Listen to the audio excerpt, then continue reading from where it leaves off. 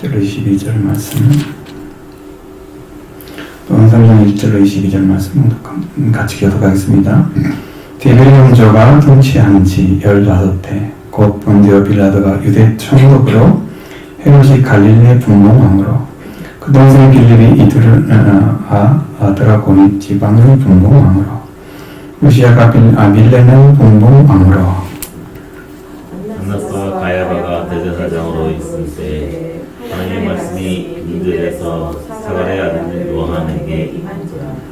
요한의 당나무 좁은 근처에 와서 죄사함을 받게 하는 회개의 세례를 전파하니, 선지자 이사야의 책이 있으나 광야에서 지낸 자의 소리가 있어 이르되 너희는 주의 길을 준비하라, 그의 오실 길을 곱게 하라.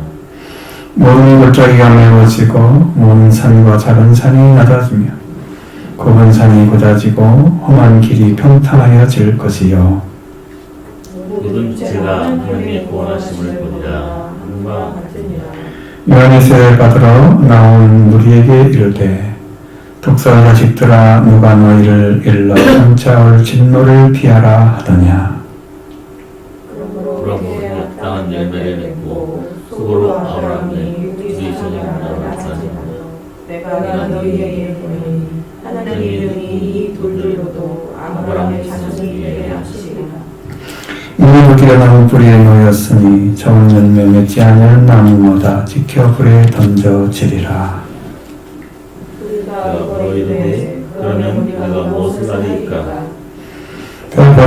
대답하여 이르되 옷 두 벌 있는 자는 옷 없는 자에게 나눠줄 것이요 먹을 것이 있는 자도 그렇게 할 것이니라 하고, 헤로드도 세례를 받고자 하여 와서 이르되 선생이여 우리는 무엇을 하리이까 하니 이르되 두 벌은 외에는 거두지 말라 하고, 그들도 물어 이르되 우리는 무엇을 하리이까 하니 이르되 세 사람에게서 강탈하지 말며 거짓으로 모발하지 말고 받는 그들을 족한 줄로 알라 하니라. 백성들이 바라고 기다림으로 모든 사람이 요한을 혹 그리스도인가 심중에 생각하니, 요한이 모든 사람에게 대답하여 이르되 나는 물론 너에게 세례를 빌거니와 나보다 능력이 많으신 이가 오시나니 나는 그의 신발끈을 풀기도 감당하지 못하겠노라. 그는 성령과 불로 너희에게 세례를 베푸실 것이요 손에 키를 들고 자기 사장마당을 장하게 하사 알고 모아 곳간에 들이고 쭉정이는 꺼지지 않는 불에 태우시리라. 또 그 밖에 여러 가지로 권하여 백성에게 좋은 소식을 전하였으나 분노한 헤롯 왕은 그의 동생의 아내 헤로디아 일과 자기가 행한 모든 악한 일로 말미암아 요한에게 책망을 받고요. 그 위에 뒤에 한 가지 악을 더하여 요한을 오게 하더니라. 백성이 나라 세례를 받을 새 예수도 세례를 받으시고 기도하실 때에 하늘이 열리며 성령이 그들 위 같은 형체로 그의 위에 강림하시니 하늘로부터 소리가 나기를 너는 내 사랑하는 아들이라 내가 너를 기뻐하노라 하시니라. 아멘. 성경을 쭉 살펴봐도 끊을 자리가 별로 없어요. 여기도 약간 그런 게 동일하죠. 이 말씀 가운데 역사적인 그 인물들을 거기 주로 이제 황제와 왕들이잖아요. 분봉왕이라는 것은 한 나라를 넷으로 나누어서 거기를 통치하는 왕들을 분봉왕이라고 합니다.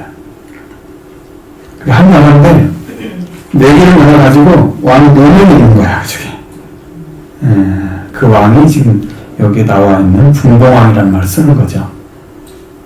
그런 왕들이 존재하고 있었고, 또 티베리우스가 황제로 있었던 때였다. 그러니까 이 요한이 이렇게 실제적인 사역을 시작했다고 하는 것을 우리한테 알려주려고 하는 거야. 그런 역사가 안 나오고 오늘 한때 와서 무엇을 했는지에 대해서 기록이 안 돼 있으면 그분의 기록이 사실인지 아닌지 해서 확인하기 어렵잖아요. 근데 이렇게 연결되어 있으면 이분이 있을 때 헤롯 요한이 있었고 이분이 있었고 다 찾아보면 그게 맞거든요. 그러면 역사적인 인물인 게 분명한 거죠. 우리가 헤롯 요한의 말도 하나님이 세우신 자기 때문에 들어야 된다는 거예요. 그리고 여기서 중요해서 여기는 내용은 안나스와 가야바 그 제사장 그 아버지 장인이잖아요. 그러니까 안나스가 대제사장이거든요. 이분은 그 전에 대사장이었었는데, 하여튼 그 사람이 이제 유대교 통치자처럼 이렇게 존재하고 있었던 때였는데 사가랴 들에게 하나님의 말씀이 임해왔다 하는 거예요. 그러니까 사람이 스스로 전하는 말들은 공부를 했거나 과거에 지식으로 남아있는 거나, 응? 아니면 누가 가르쳐줘가지고 그거 알았거나 뭐 그럴 수 있잖아. 그런 것들을 전하는 것들은 하나님의 말씀이 아니에요. 그러니까 우리가 이제 이렇게 생각하세요. 여러분 성경을 모르는 분들도 해석서를 쭉 읽어보면 어느 정도 이해가 됩니다. 해석해 놓은 게 있어요. 여러분 이제 볼 수 있죠. 성경 주석 그런 책이 있어요. 실제로 존재가 엄청나게 많죠. 주석 종류가. 그걸 보면서 하나님 말씀이 이런 거구나. 그렇게 알았다고 생각해요. 예를 들어서 그런 걸 갖다 이런 말이야 라고 전해줬어요. 자기 건가요? 그걸 해석한 사람의 것이죠. 자기 믿음이 없잖아요. 받은 말씀이 없잖아요. 확신이 없잖아요. 하나님께도 온 게 아니잖아요. 그러면. 근데 그렇게 설교를 많이 한다. 교회에서. 근데 분명히 사가랴 아들 요한은 하나님의 말씀이 빈들에서 그에게 내려왔다. 임했다 말은 오셨다는 뜻입니다. 하나님 말씀이 임하니까 말을 전하는 사람과 어디서 배워서 갖다 전하는 사람과 어떻게 똑같아요? 비교할 수가 없죠. 똑같은 목사라고 하면 똑같은 목사라고 생각해요. 근데 하나님 보시기에는 다를 수도 있습니다. 그런 것들을 생각하시라는 얘기예요. 동일한 말씀들이 똑같이 나오진 않는다. 같은 성경을 보더라도 똑같이 설교하지는 않습니다. 근데 그 안에 더 많은 것들을 퍼내서 샘물처럼 여러분에게 생수를 갖다 주는 것은 말씀이 있기 때문에 나오는 거예요. 이 안에서. 관계가 하나님 관계가 있기 때문에. 그러니까 성령께서 그 말씀에 대해서 가르쳐 주는 거예요. 그러니까 이 말씀이 감동이 돼서 이렇게 말씀 전하면 이게 이 말씀이 이게 원자는 거예요. 성령을 통해서 전하니까. 그럼 여러분이 그 말씀을 믿고 그대로 가면 그대로 이루어져요. 그럼 그냥 구원은 그냥 맞는 거예요. 하나님과 사귀만 있으면 되는 거거든요. 교제가 있으면 되는 거예요. 계속 하세요. 왜? 내 아버지니까 내가 얼마나 좋아요. 편하잖아요. 남의 아버지 봐요. 그게 가능해요? 한 번, 두 번이지 오면 그만한다고 좀 쫓아낼 거예요. 내 아버지는 나하고 만나고 싶어서 기다리고 계시는데, 나하고 교제하고 싶어서. 그 아들 예수님도 기다리고 계시는데, 우리가 안 하는 거지. 가끔씩 생각합니다. 왜 입을 다 주었는데 어떤 사람은 구하고 어떤 사람은 안 구하지? 다 같이 입을 줬는데 하나님께 구하라고. 그런 생각을 해봤는데 어떤 사람은 그걸 구하고 어떤 사람은 안 구할까? 이제 요한은 이 하나님 말씀이 빈들에서 하나님 말씀이 이 요한에게 사가랴 아들 요한에게 임했다는 말씀은 사역이 시작되었음을 알려주는 것입니다. 이제 요한의 사역이 시작된 거죠. 그래서 그가 요단강 근처에 와서 죄사함을 받게 하는 회개의 세례를 전파했다고 말씀하고 있습니다. 근데 여기에 사가랴가 성령이 충만해서 예언했던 말씀 중에 누가복음 1장 77절에 그것이 기록이 되어져 있는데 주의 백성에게 그 죄사함으로 말미암는 구원을 알게 하리니. 죄사함을 중심으로 이야기를 합니다. 여기 우리 누가복음 3장 3절에도 죄사함을 받게 하는 회개라고 하잖아요. 그러니까 성경은 죄사함이 중심이에요. 죄사함이 있어야 그 다음에 새 생명이 태어나요. 천하가 되어야 아이를 갖잖아요. 영적인 천은 뭐예요? 회개한 사람이잖아요. 죄사함 받은 사람. 그죠? 그럼 생명 오잖아요. 그러니까 여기 회개한 사람을 이야기하는 거예요. 회개한 사람. 회개를 시켜서 예수 그리스도를 인해서 속죄하고 있고 그 다음에 새로운 생명을 잉태해서 거듭나게 돼서 태어나는 신생아가 태어난 영적 신생아가 구원에 이르도록 자라게 되는 그 영적인 역사가 이 회개의 세례를 통해서 시작되었다고 하는 것입니다. 여러분 오늘도 이 세례 요한이 와서 이 말씀이 시작되어야 될 거 아니에요. 세례 요한이 끝나야 예수 그리스도가 오시는데 세례가 안 끝나면 예수 그리스도가 못 오잖아요. 예수 그리스도가 사역은 세례 요한이 죽은 다음에 사역 시작하시잖아요. 세례 요한이 목이 잘려져서 제 무덤에 묻혀졌을 때 그때부터 비로소 말씀이 전하기 시작하는 거예요. 신기하죠? 왜 꼭 그렇게 맞추는지. 그러니까 세례 요한은 예수 그리스도가 오시기 위해서 미리 예수 그리스도가 오시는 길을 예비하는 자로 이제 복음을 선포하신 겁니다. 그러면 그 예수님이 오셔서 해야 될 일이 어떤 것인가는 여기에 구체적으로 안 나와 있지만 그는 나보다 능력이 많으시니라고만 소개가 되어 있고 그 다음에 성령과 불로 세례를 주실 분이다. 그 다음에 추수하는 분이다. 타당한 정하게 해서 그렇게만 나와 있잖아요. 근데 그 중간에 뭐가 없어요? 죄사함이라는 게 없잖아요. 죄사함이 제일 중요하다고 말씀드렸는데 죄사함이 없잖아요. 성령과 불로 세례를 주시면 나오잖아요.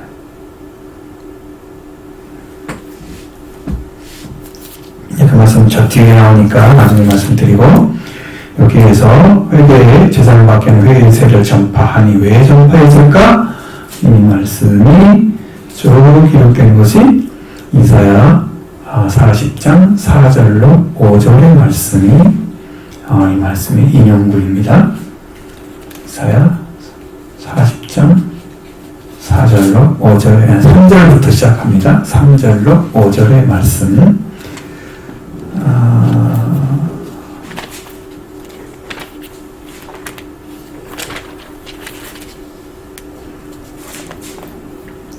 한번 볼까요? 3절로 5절 외치는 자의 소리가 이르되 너희는 광야에서 여호와의 길을 예비하라 사막에서 우리 하나님의 계략을 번탄하게 하라 골짜기마다 도두어지며 산마다 언덕마다 낮아지며 고르지 아니한 것이 평탄하게 되며 험한 것이 평지가 될 것이요 여호와의 영광이 나타나고 또 너는 제가 그것을 해보리라 이는 여호와의 입이 말씀하셨느니라.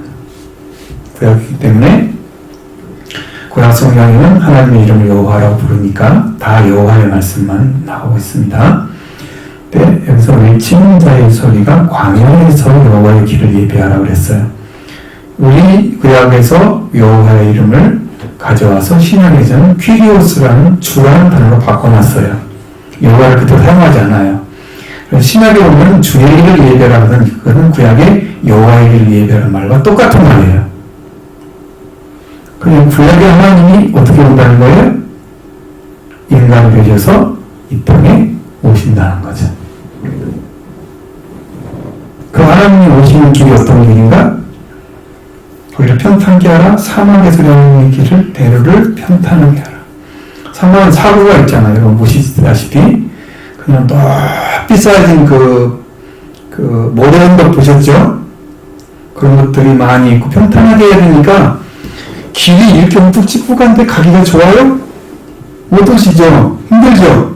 골짜기가 많아. 그럼 올라가야 되겠다. 이게 힘들죠? 평탄하게 해야만이 주님의 길이 되는 거예요. 아무리 높은 길도 없어야 돼요.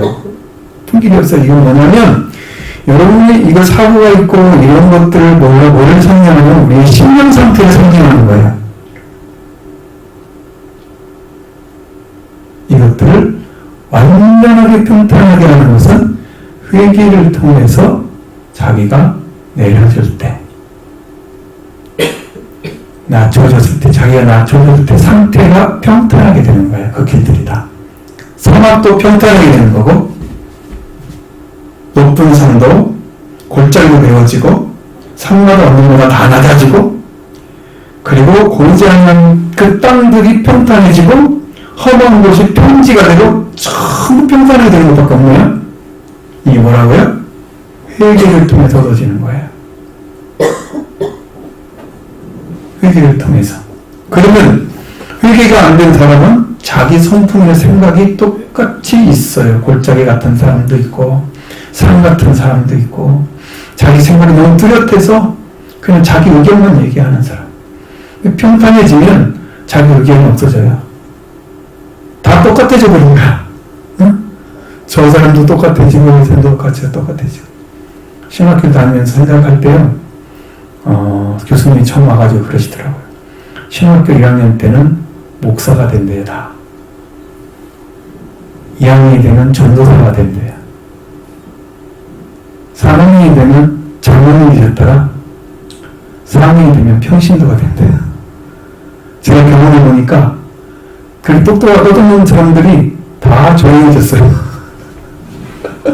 실제로 저기가 하다 보니까 너무 형편없는 사람이잖아요. 회계도 하는 사람 들어와가지고 학년 배우고 막 이래가지고 전도사 목사들이 뭐 아무것도 모르니까 높은 위치에 서 있는 거야. 그게 정말 낮아진 사람들은 회계가 된 사람들은 가장 낮은 자리에 서 있는 거예요. 평탄해지는 거예요. 여러분들이 심정을 찾기를 바랍니다. 찾아주셔야 됩니다. 그렇게 낮은 땅에서 어떻게 했다고? 여호와의 영광이 나타나고 모든 육체가 그것을 함께 보리라. 그 영광이 뭐겠어요? 주님의 영광, 하나님 여호와의 영광. 여러분, 하나님의 영광이 나타나는 것은 한 가지만 모습이 아니에요. 하나님 우리에게 나타나셔서 자신을 드러내시는 방식이에요. 어떤 위대한 존재인지를 나타내는 방식이에요. 하나님 나타나서 영광을 나타나면요, 이스라엘 성들 보세요. 여보세에게 그렇게 원망하고 그렇게 대적했던 자들이 그 앞에서 무릎을 다 꿇어버립니다. 너무 강력한 팔이 나타나니까 다 꺾어지는 거예요. 근데 여기는 여호와 영광을 본다고 했잖아요. 이것은 구원을 위해서 나타나시는 거예요. 구원을 위해서 여호와 영광이. 그것을 모든 육체가 보게 되는 거예요. 이건 뭐냐면 그 구원의 역사를 행하시는 하나님을 보게 될 것이다. 그분 누구겠어요? 예수 그리스도이십니다. 예수 그리스도가 구원의 일을 행하시고 영광을 나타났죠. 하나님의 독생자의 영광이잖아요. 은혜와 진리가 충만하시죠. 그분을 보고 나타났어요. 근데 그 나타나신 분이 바로 하나님의 구원을 가져다주는 분이셨어요. 예수님 안에 생명이 있었잖아요. 구원을 받은 분이시죠. 생명의 빛이시죠. 그러니까 그 구원의 길을 걸어가시는 거예요. 생명의 길로. 육체가 그를 봐야 될 이유가 뭐냐면 모든 육체가 봐야 될 이유는 육체라는 존재 안에는 성령이 없는 자를 가리키잖아요. 단어가. 그러니까 영과의 반대말이 육체예요. 그러니까 구원받지 못한 사람들이 다 그의 영광을 보게 될 거란 말이에요. 그래서 구원의 길을 찾게 되는, 내가 땅에서 들리면 모든 사람을 내 길을 이끌고 예수 말씀하셨잖아요. 그 말씀대로 이루어지는 거예요. 예수님이 속죄 부활 주기에서 십자가를 못 박혀서 돌아가셨죠? 위에 매달리셨죠? 여기서 다 이루어지고 물과 피가 쏟아지고 이렇게 해서 구원이 완성돼서 예수님 다 이루시면 그 예수 그리스도를 믿는 자는 그 영광을 보게 되는 거예요. 그 구원을 얻게 되는 거예요. 그 영광을 보게 되는 거예요. 여러분도 그 예수 그리스도를 만나서 이런 구원의 역사를 교훈하시면 그 영광 보게 될 줄로 믿습니다. 이 말씀 바로 그걸 얘기하는 거예요. 근데 여기 가져왔잖아요. 그러니까 다시 보시면 4절 이하에서 3장 4절 광야에서 외치는 자의 소리가 있어 이르되 너희는 주의 길을 준비하라 그의 길 오실 길을 곱게 하라. 자, 준비하라 해놨죠? 그가 오시는 길 외치는 자 서 있었어 너희는 주의 길. 여기 주가 나오죠? 이게 여호와를 가리키는 겁니다. 여호와의 길을 준비하라. 여호와의 오실 길을 곱게 하라. 모든 것자가 매어지고 모든 산과 장성이 멀어지고 고운 것이 묻어지고 험한 길이 평탄해질 것이다. 여기 나왔죠? 앞에서 말씀드린 게 똑같죠? 그런 것들이 전부 평탄해져야 되는 거예요. 이건 회개한 사람들은 다 낮아져요. 그 자기 주장이 없어지는 거예요. 회개한 사람들. 구원자가 누구밖에 없어? 하나님밖에 없다는 사실을 알게 되는 거예요. 회개를 하면. 회개 안 하면 자기가 노력해서 구원받는 것처럼 생각을 해서 그렇게 하는 사람도 자기 의가 생겨요. 내가 이렇게 열심히 봉사했는데 이렇게 하나님께 섬겼는데 내가 어떻게 구원을 못 받아? 그렇게 생각하는 거예요. 근데 구원은 하나님 손에 달려있는 걸 죄송합니다. 하나님 주시는 거잖아요. 인간의 노력으로 구원받지 못해요. 인간은 하나님 주신 것을 받아들임으로 받게 되는 그래서 믿음이 필요한 거죠. 받아들이기 위해서. 그러면서 모든 육체가 하나님의 구원하심을 보리라. 이렇게 이건 단축시켜놨잖아요. 앞에 내용은 다르죠? 앞에 우리가 이사야 5장 34장 40장 5절의 말씀과 다르죠? 이게 제가 말씀드린 거 똑같죠?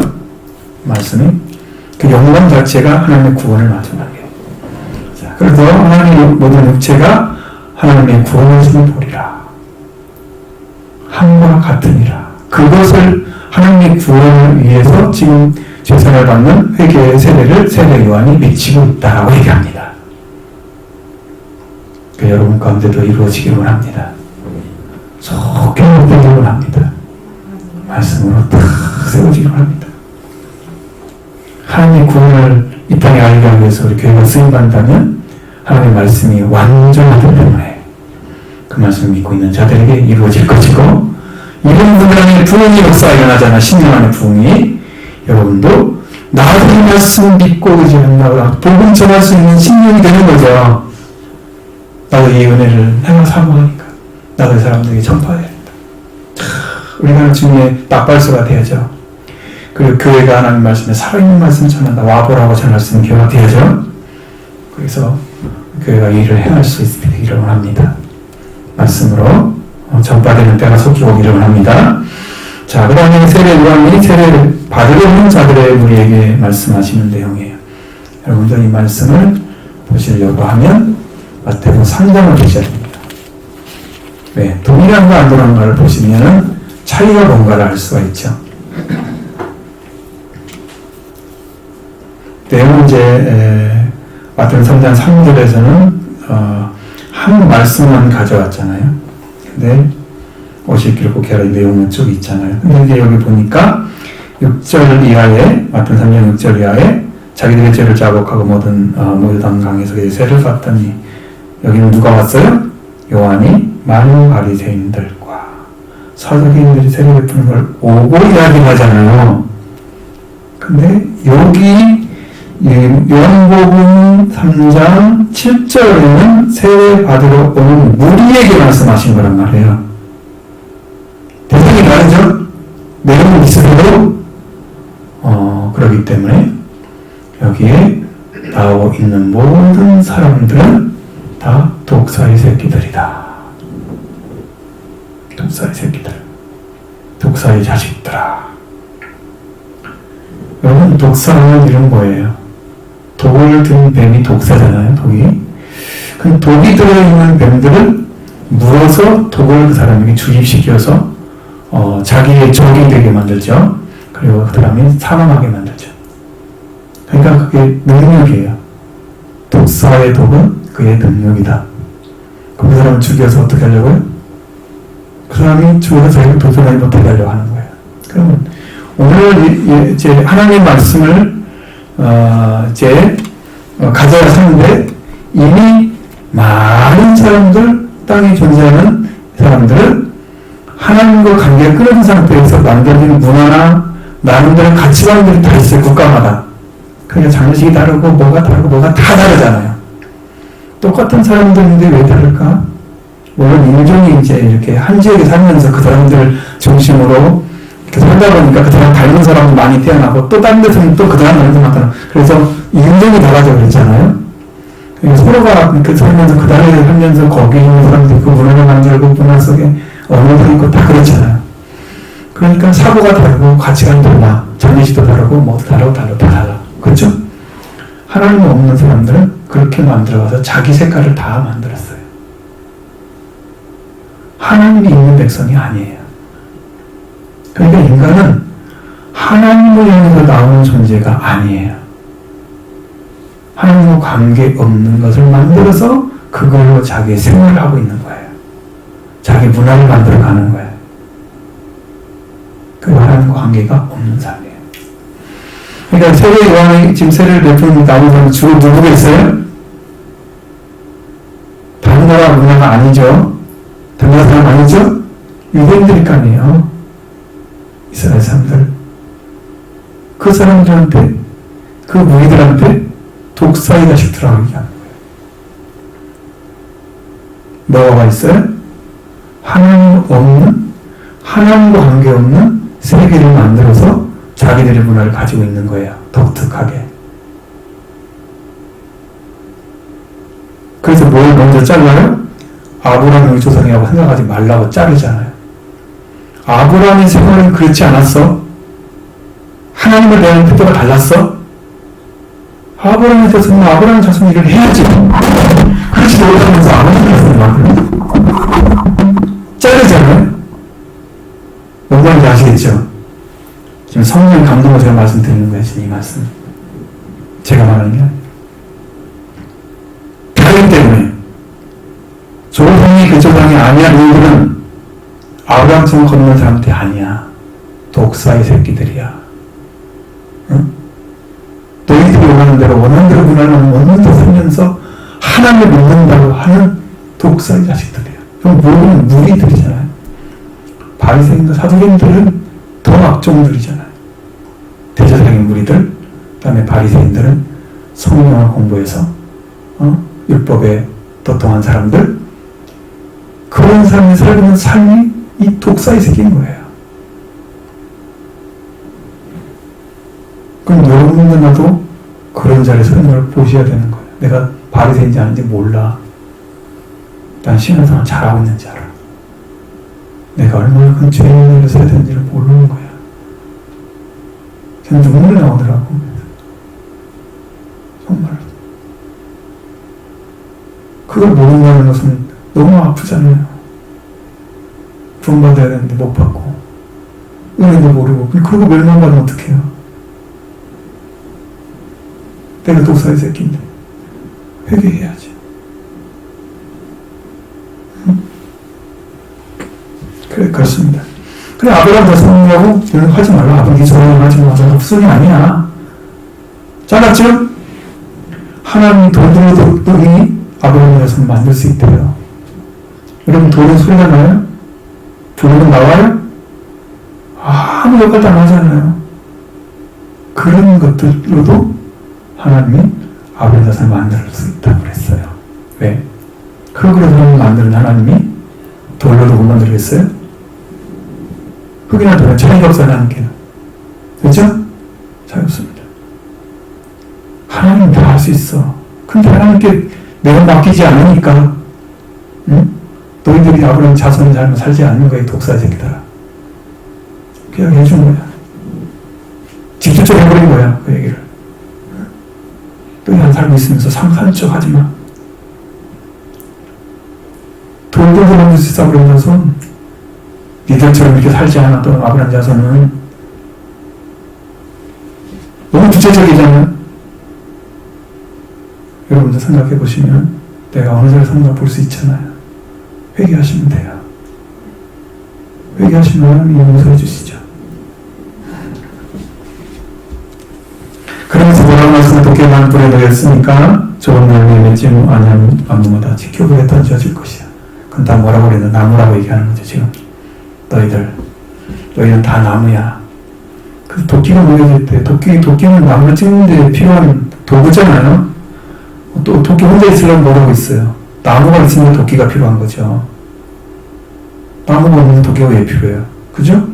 아무 의미 없잖아요. 하나님의 심판이 범죄자가 있으니까 심판이 필요한 거죠.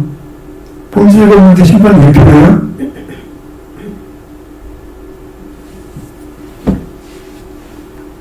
그럼 도끼가 나무에 뿌려놓았다는 건 나무를 찍어버릴 수 있는 그 심판이 준비되어 있다는 얘기죠.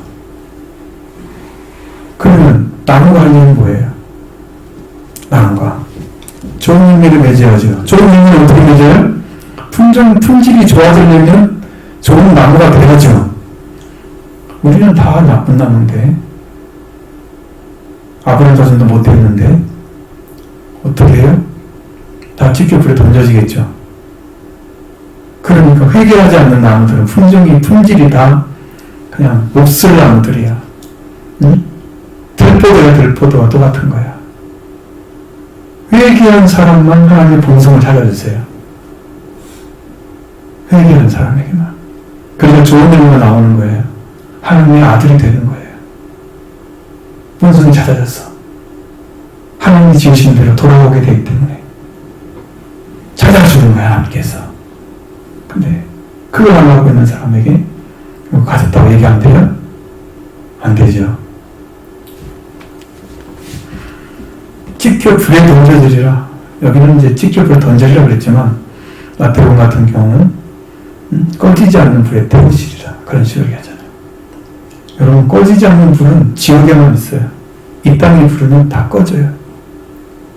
물론 이제 기름을 계속 부으면 안 꺼지겠죠. 꺼지고 기름 떨어지면 또 꺼지겠죠.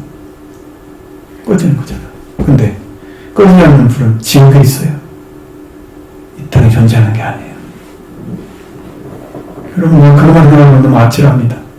일생 좀 잘못 살아가지고 천국에 못 들어서 지옥 가서 그 일생 동안 불 속에 들어갔다 상상을 해보시라고요. 내가 죽는 날이 없는데, 정해진 날이 없는데, 거기는 안 죽는 날이만 있는데, 이게 영생이가 영혼을 받는 거잖아요. 영혼을 받는 거잖아요. 이 땅에 너무 잘못 살아가지고 영혼을 받으면 어떡해요? 선택 잘못해가지고 영혼을 받으면 어떡해요? 이 땅에도 선택하다가 하나님 떠나서 멸망 받으면 어떡해요?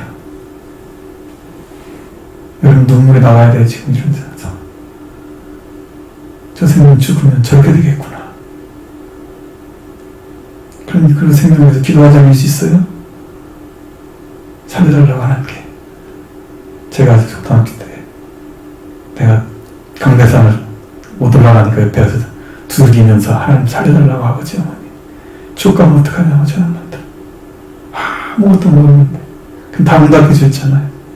다 천국 같단 말이에요. 확신할 수 있는 게 있어요. 여러 가지 증거들이 있어요.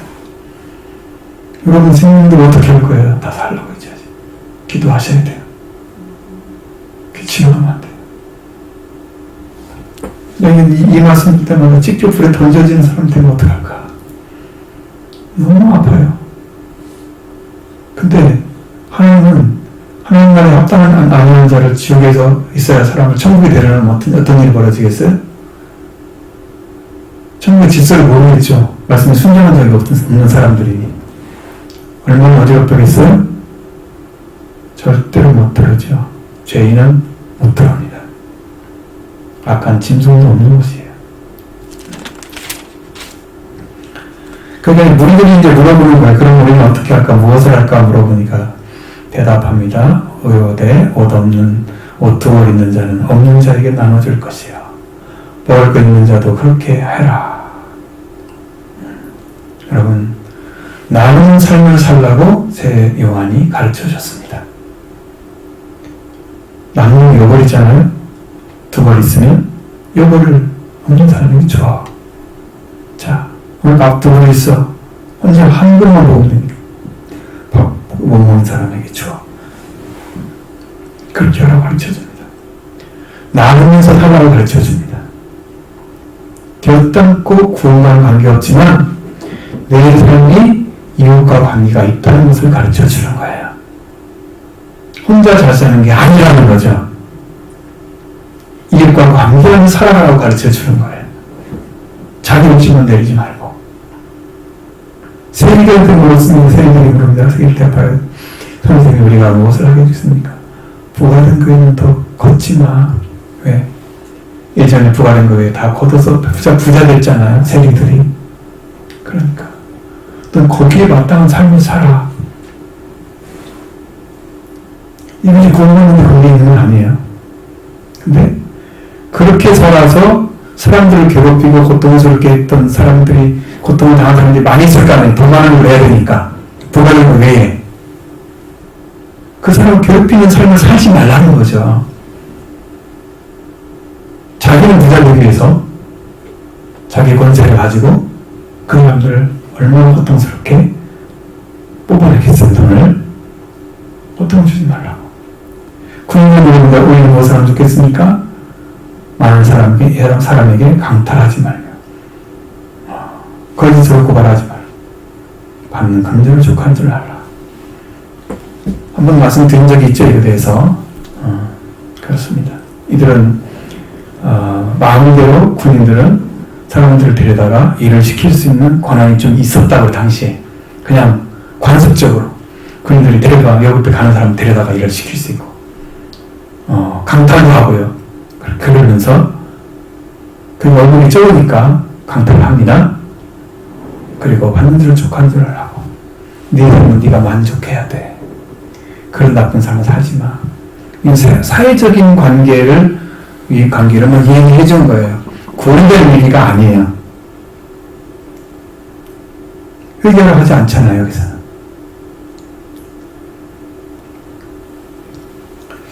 이제 그 말씀들은 다음에 하도록 하겠습니다. 이 뒤에는 15절이야. 이렇게 하면 내가 한 20분 더 해야 되니 너무 늦어서. 어쨌든 여러분 생명을 존중히 여기고 귀하게 사는 삶은 내 삶을 만족하게 여기는 것입니다. 세례요한의 가르침은 그거예요. 내 삶을 만족하게, 감사하다. 이렇게 살아도 감사하다. 그래서 감사한 삶을